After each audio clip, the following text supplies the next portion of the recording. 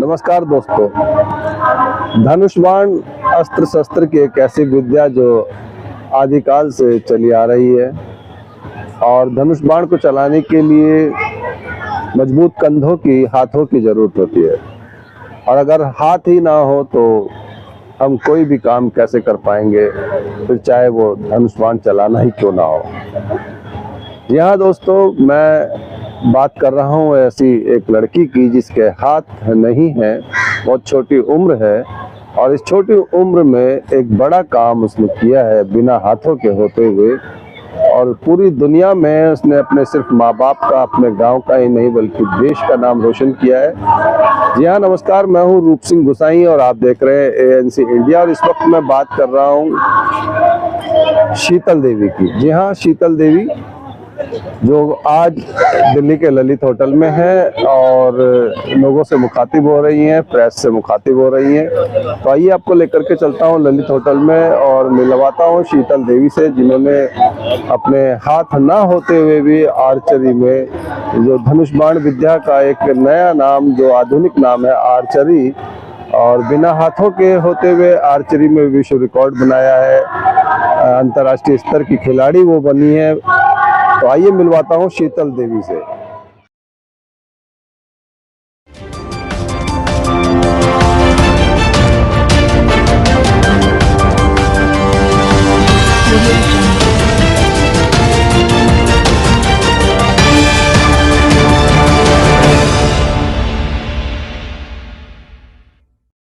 अपने ट्रेनिंग के हिसाब से डेवलप करना था, वो तब हुआ जब हमने डिसाइड किया फ्रॉम बेसिक कि पहले उसको इलास्टिक से स्टार्ट कराया, नॉट विद द बो।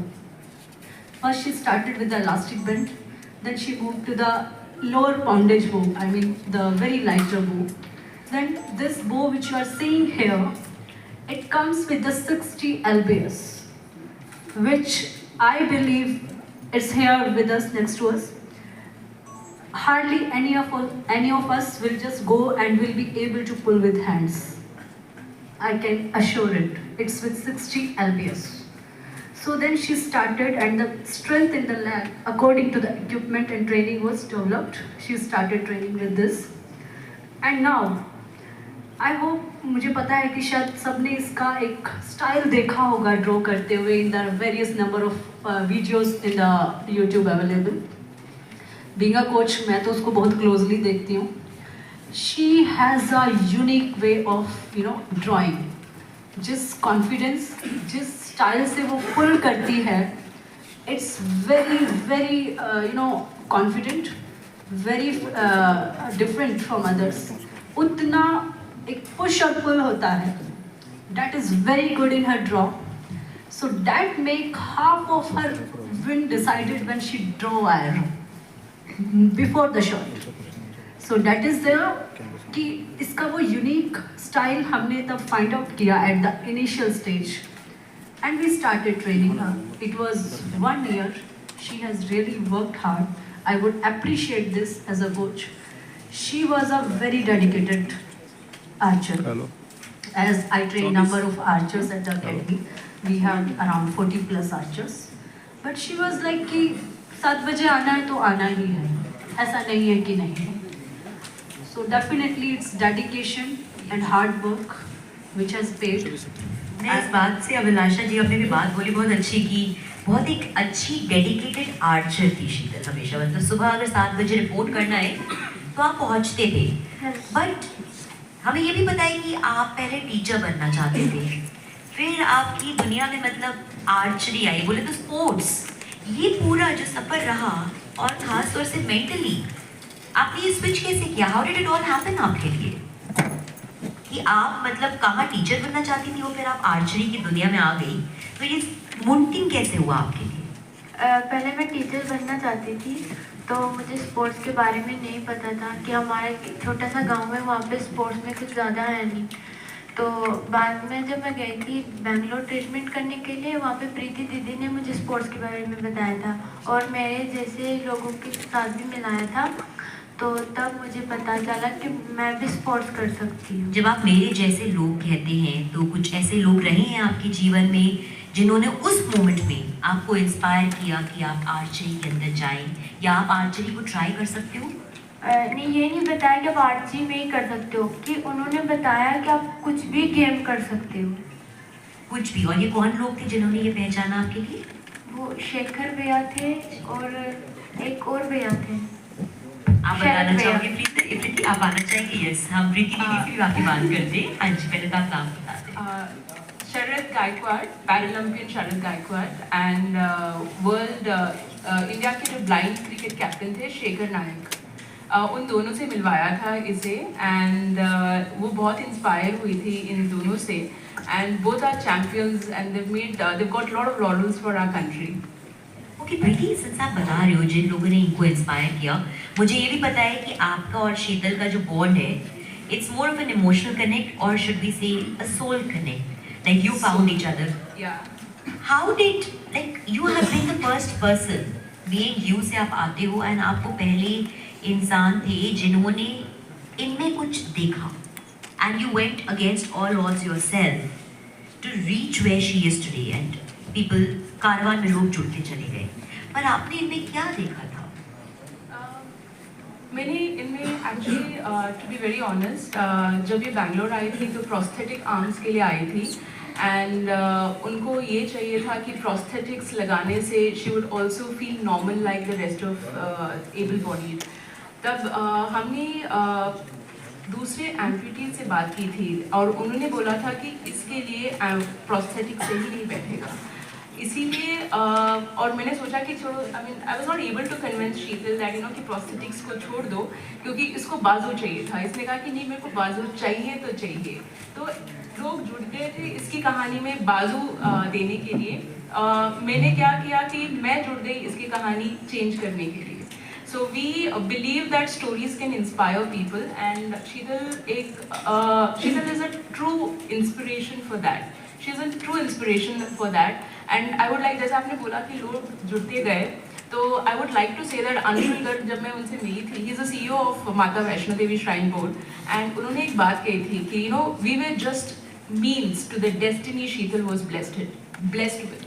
Sheetal was already blessed with the destiny.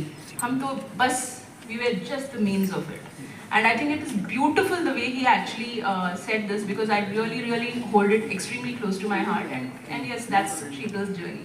कुछ और शीतल के सफर की अगर हम बात करते हैं, एक बार सबसे पहले इस बच्चे के लिए, इस आर्चर के लिए एक बार तालियां आप बजा देंगे यहाँ पे सब लोग. आपको पता होना चाहिए कि आज आप देश के हर नौजवान के लिए, हर वो बच्चा जो आगे चल के जिंदगी में कुछ बनना चाहता है, कुछ करना चाहता है, आप उसके लिए एक बहुत ही रियल लाइफ हीरो बन चुकी है. You are that, you embody that. But हमें ये भी पता है कि आपने भला ही देश के लिए आज एक बहुत बड़ा हमें गर्व महसूस करने का मौका दिया है, हम सभी नागरिकों को भी और ऊपर से भारत को भी दिया है. बट उसके साथ साथ आप अभी भी एक बच्ची हो, आप 16 साल के हो. पहले की जिंदगी को कभी याद करते हो, जब इतनी हार्डकोर ट्रेनिंग नहीं होती थी, सुबह जल्दी उठना, दिन भर ट्रेन करना, कभी याद आती है वो जिंदगी? मिस करते हो उसे? हाँ जी, मैं मिस करती हूँ. क्या मिस करते हो सबसे ज्यादा? कि अब ये सोच रही हूँ मैं कि पहले कैसी थी मैं और अब कैसी, अब मेरी लाइफ पूरी चेंज जैसी हो गई है. कि अब पहले मुझे कोई जानता नहीं था, अब सब लोग मुझे जानने लगे हैं. राइट, अब सब जानने लगे हो. कैसा लगता है जब आपको सब पहचानने लगे हैं अब? अब कैसा लगता है? आदत हो गई जब सब लोग आपको पहचानते, कहीं बाहर जाते हो लोग कहते हैं शीतल शीतल शीतल? हाँ जी, मुझे बहुत अच्छा लग रहा है. अच्छा लगता है ऑटोग्राफ देना, फोटो खिंचवाना? हाँ जी. अच्छा लगता है. पहले की जिंदगी का क्या याद करते हो? पहले बस अपने दोस्तों के साथ खेलते थे, मस्ती करते थे, और घर पे और कुछ नहीं. आप कुछ बता नहीं रहे हो, आप चाहते हो मैं खुद अच्छा मम्मी से पूछती हूँ ना कि पहले की जब छोटी थी आप, तो उस जिंदगी का माता जी ये क्या मिस करती है? जो हम बात कर रहे थे जब ये पहले थी, इनको कोई एक चीज बहुत पसंद थी, मैं खुद बताना नहीं चाह रही हूँ, कोई बता सकती है, प्रीति दीदी भी बता सकती है. ये बात सबको पता होना चाहिए ना कि शीतल को एक चीज सबसे ज्यादा क्या पसंद है. नहीं बताना? सोना पसंद नहीं है? चलिए मैं कौन से पूछती हूँ, अभिलाषा जी से पूछती हूँ. ये बात सही है ना कि ये पहले बहुत सोती थी, या फिर प्रीति दीदी बताएगी? ठीक है, अभिलाषा जी उसका बताइए क्या है अभी जी। जब से हम एशियन गेम्स से आए हैं वी हाँ। Are continuously tied up with something or other thing. Ma'am please मुझे सोने दो और प्रैक्टिस करने दो। मुझे प्रैक्टिस करने का कोई टाइम नहीं मिल रहा है, मुझे प्लीज़ प्रैक्टिस करने दो और सोने दो। जी। पर आपका बैंगलोर आना क्यों हुआ था? ट्रीटमेंट जब आपने कहा कि आपको उस समय प्रोस्थेटिक आर्म्स की ख्वाहिश थी, आपको लगवाने थे वो पूरा जो आपका उस समय एक्सपीरियंस रहा वो क्या था? मुझे लग रहा था कि मैं उन बातों से कुछ काम कर सकती हूँ, तो इसलिए मैंने बोला कि मुझे चाहिए। उन्होंने दे दिया तो बाद में मुझे भारी लगने लगे, तो मैंने खोल के रख दिया। अच्छा, जब उन्होंने आपको दिया तो आपने क्या कहा अभी? जब आपको लगाए गए? हाँ जी। भारी लगने लगे थे। वाह। और जब आपने उनको निकाला तो आपको क्या एहसास हुआ उसके बाद कि आप अपने पैरों से ज़्यादा अच्छे से काम कर सकते हैं बजाय जो आपके बाजू दी गई थी आपको? हाँ जी, तो मैंने सोचा कि इससे अच्छे मेरे पैर में सब कुछ काम कर लेती हूँ पैर से, तो बाजू से कुछ बोल नहीं रहा था, तो एक तो भारी भी थे बहुत ज़्यादा, तो फिर मैंने खोल के रख दिया, फिर मैं पैर से ही काम कर लेती हूँ। ओके। और आपको तब तक मतलब जब आप बैंगलोर आए थे उससे पहले कितना समय हो गया था जब से आप अपने पैरों से काम कर रहे थे, काम करते थे? साल कितना समय हो चुका था तब?